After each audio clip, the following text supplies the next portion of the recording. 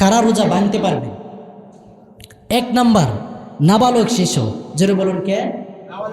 নাবালক শিশু যারা, তারা রোজা না রাখলে কোনো সমস্যা নাই, কারণ তাদের উপরে রোজা ফরজ হয় নাই। যেটা বলুন কি হয় নাই? ফরজ হয় নাই। এখন যদি কোনো শিশু, কোনো বাচ্চা 8 বছর 9 বছর অথবা 10 বছর একটা শিশু বাচ্চা যদি ছেলে হোক অথবা মেয়ে রোজা রাখতে চায়, একটা বা দুটা রোজা আপনি রাখাইবেন, কারণ এটা তাদের মনের একটা আনন্দ। ছোটবেলা থেকে যদি অভ্যস্ত হয়, বড় হওয়ার পরে রোজা রাখতে পারবে। একটা বা দুইটা রোজা না খেয়ে রাখলে বাচ্চা কি মরে যাবে? জোরে বলুন, মরে যাবে? মরবে না। তাদেরকে উৎসাহ দিবেন। তো এই জন্য এক নম্বর হচ্ছে, তারা যদি না রাখে তাদের কোনো গুনাহ হবে না, কারণ তাদের উপরে রোজা ফরজ হয় নাই। এক নম্বর যাদেরকে আল্লাহ পাক রব্বুল আলামিন রোজার ব্যাপারে ছাড় দিছে, এক নম্বর হচ্ছে নাবালক শিশু, তারা রোজা না রাখলে কোনো সমস্যা নেই। 2 নম্বর পাগলের উপরে রোজা ফরজ হয় নাই। পাগল যারা, জোরে বলুন কারা? পাগল, অচেতন যারা, একেবারে মেন্ডিফেট, জন্মগতভাবে পাগল, তাদের উপরেও রোজা ফরজ হয় নাই। তারা যদি রোজা না রাখে তাহলে গুনার ভাগী হবে না। সুবহানাল্লাহ বলবেন না? আল্লাহ পাক রব্বুল আলামিন 3 শ্রেণীর মানুষের উপরে থেকে কলম উঠিয়ে নিছে। সুবহানাল্লাহ বলবেন না? কয় শ্রেণী? জোরে বলুন। 3 শ্রেণীর উপর থেকে শরীয়তের কলম, কিসের কলম? শরীয়তের কলম উঠিয়ে নিয়েছে। তারা যদি গুনাহ করে, পাপ করে, জেনা করে, তাদের পাপ গুনাহ আল্লাহ পাক রব্বুল আলামিন লেখেন না। এক নম্বর হচ্ছে পাগল যারা, জন্মগতভাবে পাগল, বাবের পাগল না। আমাদের সমাজে কিন্তু বাবের পাগলের কোনো অভাব নাই। জোরে বলুন ঠিক কিনা?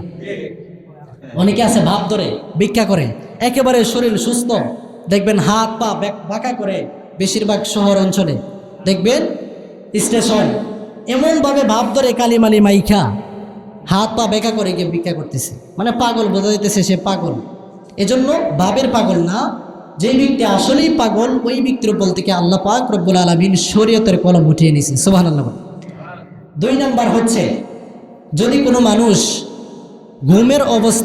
ঘুমে থাকা অবস্থায় স্বপ্নে যুগে খারাপ কিছু দেখে, কি দেখে? খারাপ কিছু দেখে। এখানে আরেকটি মাসালা আসছে। আমি বলছিলাম রোজা ভঙ্গের কারণের মধ্যে একটি কারণ হচ্ছে, যদি বীর্যপাত ঘটে দিনের বেলা, তাহলে কিন্তু রোজা কি হবে? জোরে বলুন কি হবে? ভেঙে যাবে। যেহেতু কথা আসছে, এই মাসালাটা জেনে রাখবেন। যদি কোনো মানুষ দিনের বেলা রোজা রাখা অবস্থায় ঘুমায়, ঘুমানোর পরে দিনের বেলা তার স্বপ্ন দোষ হয় না? এরকম স্বপ্ন দোষ হওয়ার কারণে ওই ব্যক্তির রোজা ভাঙবে না। সুবহানাল্লাহ বলুন। কারণ এইখানে তার কোনো হাত নাই। জোরে বলুন কি নাই? এইখানে তার কোনো হাত নাই। সে ঘুমাইছে, তার রূহটা চলে গেছে প্রথম আসমানে, আর শয়তানে বা যে কোনো একটা কারণে ঘুমের সময় যে কোনো কিছু ভাবার কারণে সে ওই ভাবতে ভাবতে কাজটা হয়ে গেছে। এখানে তার কোনো হাত নাই। এই জন্য বিশ্বনবী মুহাম্মদুর রাসূলুল্লাহ, সকলে বলুন সাল্লাল্লাহু আলাইহি ওয়াসাল্লাম বলছেন, ঘুমন্ত ব্যক্তির উপর থেকে আল্লাহ রাব্বুল আলামিন শরীয়তের কলম উঠিয়ে নিছে। সুবহানাল্লাহ বলুন। 3 নাম্বার হচ্ছে নাবালক শিশু, তারা যদি কোনো পাপ করে, গুনাহ করে, তাদের গুনাহ লেখা হয় না। এজন্য 1 নাম্বার যে যাদেরকে আল্লাহ তাআলা রোজার ব্যাপারে ছাড় দিছে, 1 নাম্বার হচ্ছে নাবালক শিশু। যারা বলেন 1 নাম্বার কি? নাবালক শিশু, তাদের উপর রোজা ফরজ হয় নাই। 2 নাম্বার পাগলের উপরে রোজা ফরজ হয় নাই। 3 নাম্বার অসুস্থ হলে রোজা ভাঙতে পারবেন। কি পারবেন? অসুস্থ হলে রোজা ভাঙতে পারবেন, কিন্তু পরবর্তী 13 রমজানের বাহিরে রোজা কাজাটা আদায় করে নিতে হবে। এটা আপনাদের জন্য, আমাদের জন্য আল্লাহ রাসূল একটা সুযোগ দিছেন।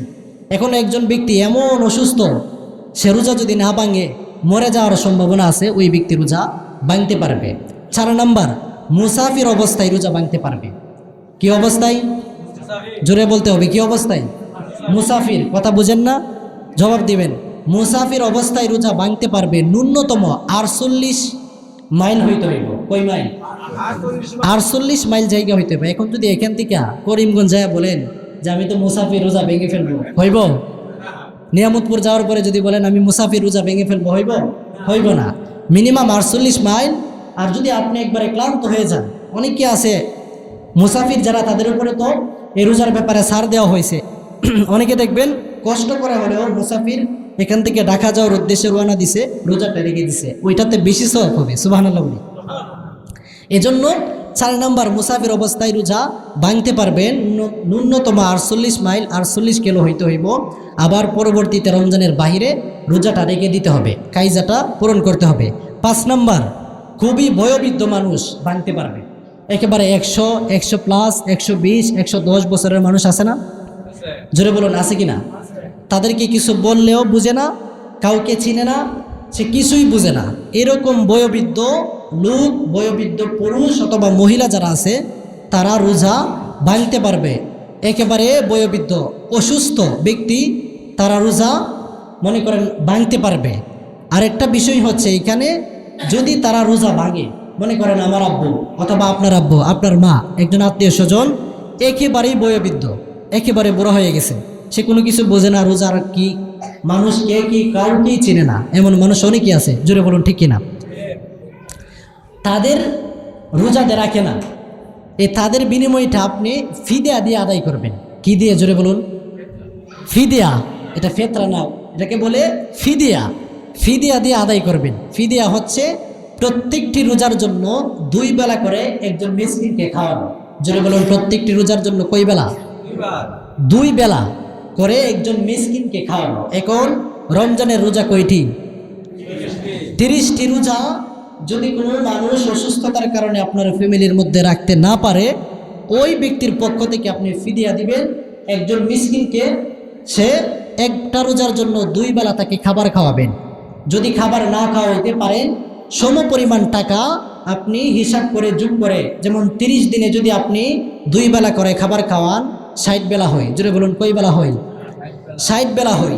60 বেলা খাবার খাওয়াই নিলে ওই তার যে রোজার যেই কাজাটা ফিদিয়ার কারণে আদায় হয়ে যাবে। সুবহানাল্লাহ বলি।